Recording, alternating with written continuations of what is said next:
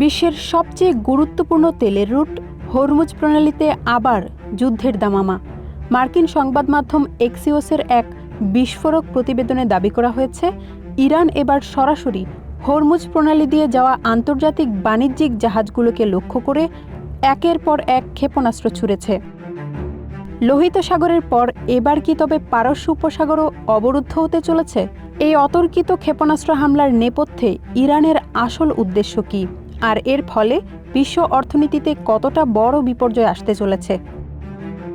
আন্তর্জাতিক গোয়েন্দা ও সামরিক সূত্রের বরাত দিয়ে এক্সিওস জানিয়েছে, হরমুজ প্রণালী অতিক্রম করার সময় একাধিক আন্তর্জাতিক বাণিজ্যিক কার্গো জাহাজকে লক্ষ্য করে এই ক্ষেপণাস্ত্র হামলা চালায় ইরানের ইসলামিক রেভলিউশনারি গার্ড কর্পস বা আইআরজিসি। হরমুজ প্রণালী এমন একটি স্ট্র্যাটেজিক বা কৌশলগত পয়েন্ট যেখান দিয়ে প্রতিদিন বিশ্বের মোট উৎপাদিত অপরিশোধিত তেলের প্রায় 20% পরিবাহিত হয়। এই সংকীর্ণ জলপথে ইরানের এই আগ্রাসী পদক্ষেপ পুরো বিশ্বকে নতুন করে এক মহাসংকটের মুখে দাঁড় করিয়ে দিয়েছে। বিশ্লেষকদের মতে, ইরানের এই ক্ষেপণাস্ত্র হামলা মূলত তাদের শীর্ষ নেতা আয়াতুল্লাহ খামেনির হত্যাকাণ্ডের পর পশ্চিমা দেশ ও তাদের মিত্রদের বিরুদ্ধে নেওয়া একটি বড় ধরনের প্রতিশোধমূলক বা রিটেলিয়েটরি পদক্ষেপ।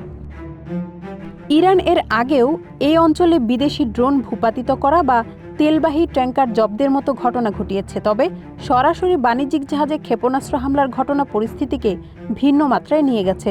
এই ঘটনার পরপরই মার্কিন পঞ্চম নৌবহর এবং আন্তর্জাতিক টাস্ক ফোর্স ওই এলাকায় হাই অ্যালার্ট জারি করেছে এবং বাণিজ্যিক জাহাজগুলোকে সর্বোচ্চ সতর্কতা অবলম্বনের নির্দেশ দিয়েছে। এই হামলার তাৎক্ষণিক প্রভাব পড়তে শুরু করেছে বিশ্ববাজারে। হরমুজ প্রণালীতে অস্থিরতার খবর ছড়িয়ে পড়তেই আন্তর্জাতিক বাজারে অপরিশোধিত তেলের দাম এক ধাক্কায় বেশ খানিকটা বেড়ে গেছে। যদি এই জলপথটি দীর্ঘদিনের জন্য অনিরাপদ বা বন্ধ হয়ে যায়, তবে বিশ্বজুড়ে জ্বালানি সংকট এবং তীব্র মুদ্রাস্ফীতি দেখা দেবে। মার্কিন প্রশাসন এই হামলাকে আন্তর্জাতিক এবং নৌযান চলাচলের স্বাধীনতার উপর চরম আঘাত হিসেবে উল্লেখ করে ইরানকে কঠোর পরিণতি ভোগ করার হুঁশিয়ারি দিয়েছে। মধ্যপ্রাচ্যের এই নতুন উত্তেজনা পুরো অঞ্চলকে একটি বড় ধরনের আঞ্চলিক যুদ্ধের দিকে ঠেলে দিচ্ছে কিনা, এখন সেটাই সবচেয়ে বড় প্রশ্ন।